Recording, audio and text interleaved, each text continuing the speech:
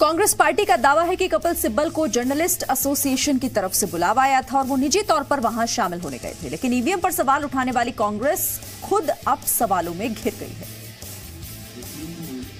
Hacker Syed Shuja ने दावा किया कि बीजेपी नेता गोपीनाथ मुंडे को ईवीएम हैक किए जाने की जानकारी थी, इसीलिए उनकी हत्या की गई। उसने ये भी दावा किया कि 2014 में हैकिंग की वजह से कांग्रेस 201 सीट हारी थी और गौरी लंकेश हैकिंग की इस खबर को छापने वाली थी, इसीलिए उनकी हत्या की गई।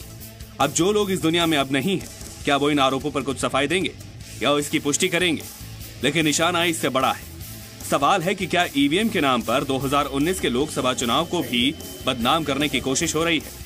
अरुण जेटली ने इन आरोपों पर ट्वीट कर पलटवार किया। उन्होंने लिखा है, क्या चुनाव आयोग और चुनाव कराने की प्रक्रिया में लगे लाखों लोग इस गड़बड़ी में शामिल थे?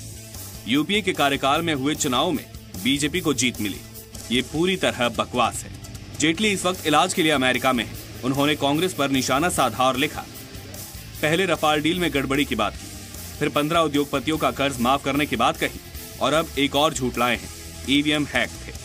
क्या कांग्रेस को लगता है कि जनता इतनी भोली है कि किसी भी उल्टी सीधी बात को सच मान लेगी? कांग्रेस का पागलपन अब बढ़ते बढ़ते खतरनाक स्तर तक पहुंच गया है। कपिल सिब्बल जी ने खुद ने स्पष्ट किया है कि वो वहां पर कांग्रेस को रिप्रेजेंट नहीं कर रहे हैं।